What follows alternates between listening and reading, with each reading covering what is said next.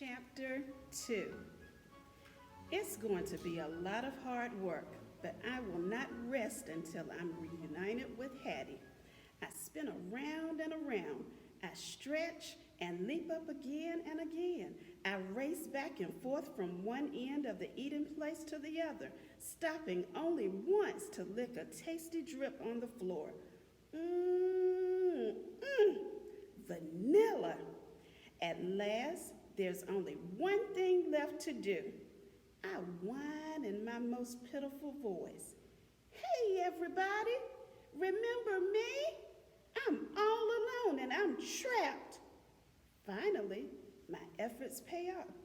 Hattie rushes over, her backpack strapped to her back.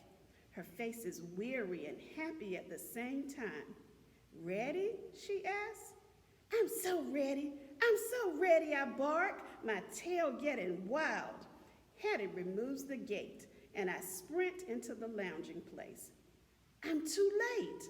The evil humans are gone, and so is the rest of our stuff. But the good news is I'm back with Hattie. If she's leaving, I'm leaving too. My chest heaves with excitement as Hattie clips the leash to my collar. Fetch man and food lady head for the door, lugging suitcases. I pull Hattie after them, down the hall and into the elevator, where we go all the way down to the bottom. Ding! When we get to the car, Hattie opens the door. I shoot inside before anybody can stop me. I lick Hattie's cheek. It's wet and salty. It's all right. I'm here to protect you, I bark. Nothing can go wrong now. We zoom along for a long, long time. I climb higher on Hattie's chest and poke my head out the window. We're on a road that's slower and bumpier, with trees that are leafier, smells that are flowerier, and air that is breezier. We pull into a grassy park and stop. As the car goes quiet, Fetch Man smiles and squeezes food lady's hand. My paws are all over the window. Somebody let me out! Hattie grabs my leash and we burst out the car.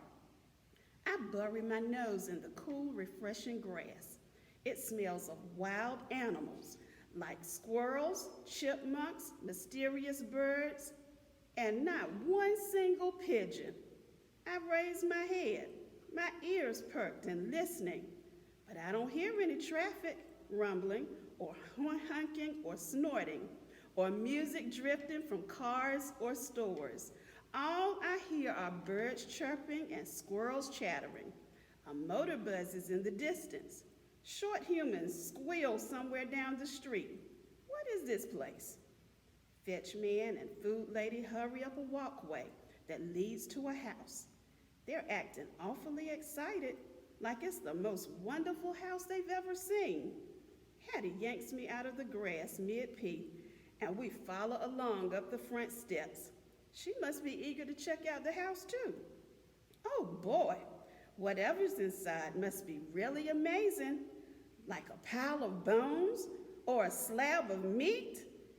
Fetch Man opens the door and we all race in, full of anticipation. Hooray! Hooray! I can hardly wait.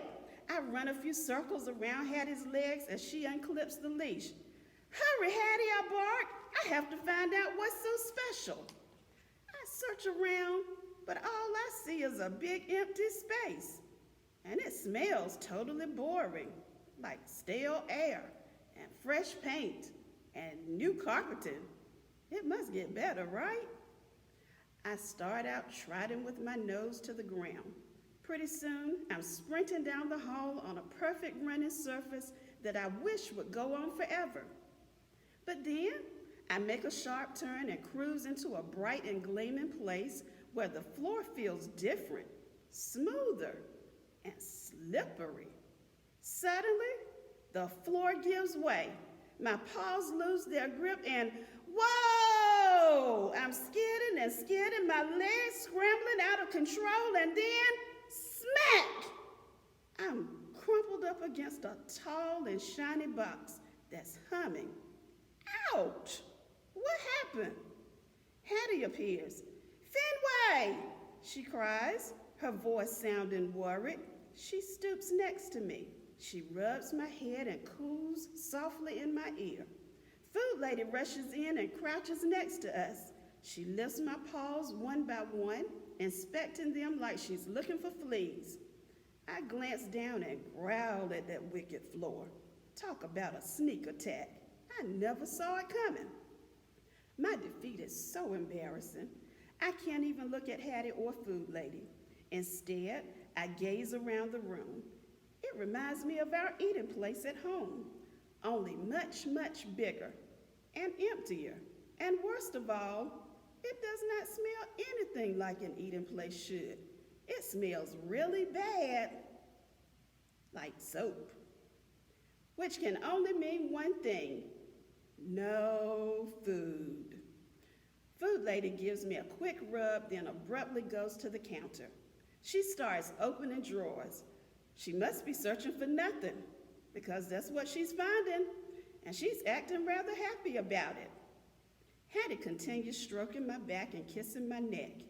At least my short human understands how serious the problem is.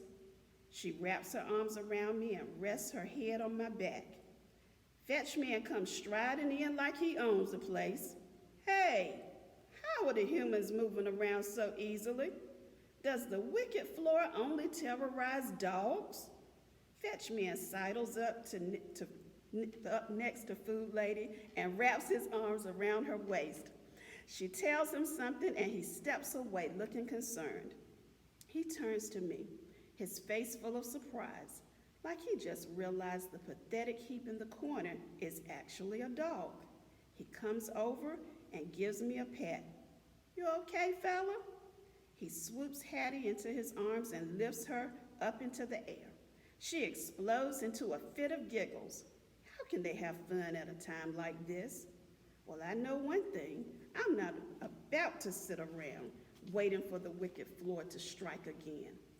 But how to get away? I need an idea. But it's hard to think when my tail is sagging and my ears are drooping. I gaze back at my humans who are clearly busy with other things. Fetch Man is hugging Hattie like crazy, and Food Lady is at the stove turning the knobs, even though there's no food to cook. With no brilliant ideas and no help on the horizon, I try moving and barely manage to stand up. I clench my claws and take one step. Whoa! My legs slip out from under me again. I get back up, panting like a coward. I tense my whole body and try again. Then, woof, I'm splat back down on that glossy, sinister surface. It is pure evil.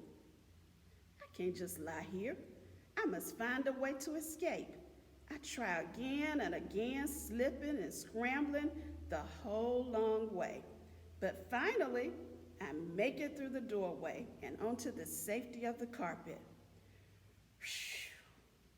Back in the hall is all I can do to catch my breath. Thank goodness that's over. But right then, Fetch Man glances over and evidently decides it's playtime. He gives Hattie a long look. He squats down and slaps his leg. Fenway, he calls, his eyes staring at me wide and bright. What's wrong with him? Does he think I've already forgotten about that wicked floor? There must be somewhere I can hide. I turn tail and race around the corner. I discover steps that go up so high, I can't even see where they end. But they probably end somewhere, and anywhere is better than the eating place with that wicked floor. In a flash, I'm all the way at the top, and somebody is right behind me. It's Hattie. I know that devilish sound of her footsteps. She wants to play chase, our favorite game. Ha! You can't catch me, Hattie! I bark. I turn and take off back down the steps as fast as I can. Hattie loves chase so much. Sometimes I let her win, but this is not one of those times. Whew! I'm panting hard when I get to the bottom, but when I steal a look up over my shoulder, where's Hattie? I must go search for her. I scamper back up, stepping, step after step, my tongue hanging out, my sides heaving. At last, I make it all the way up to the top. Hattie, Hattie, I bark. I sure could use some water, but first things first, I need to find my Hattie. Nose to the carpet, I follow her minted vanilla trail. Another hallway. This one has doors. One room, another, and another. And they're all enormous and empty. Except the last room is not empty. Hattie's inside. She's at the window. Is she looking for something outside? Hooray, hooray! I barked, rushing in. I found you. Fenway! She turns and bends down. She scoops me into her arms. Best buddies, she sings, snuggling my fur. I lick her chin. We twirl around the huge empty room. Hattie stretches out an arm like she wants me to see how wonderful it is. Okay. It doesn't smell interesting at all, and there's absolutely nothing in it, not even one single toy. Hattie hugs me tighter, swaying and dancing. Why is she so happy? Just then, ding dong sounds float up from downstairs. A doorbell. I squirt out of Hattie's arms. We run through the hall and down the stairs. Someone's here, I bark. Fetch man and food lady are already at the door, and a loud truck is outside. Despite my very vocal warnings, fetch man lets some large strangers stroll right in. They're carrying big boxes, and they reek of coffee and sweat, just like, hey, it's those same evil humans who stole our stuff. Fetch man welcomes them in like they belong here. Food lady bosses them around the empty rooms. Go away. There's nothing here to steal, I snarl. You already took it.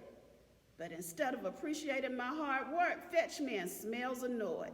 He pulls me farther from the door. As usual, he doesn't get it.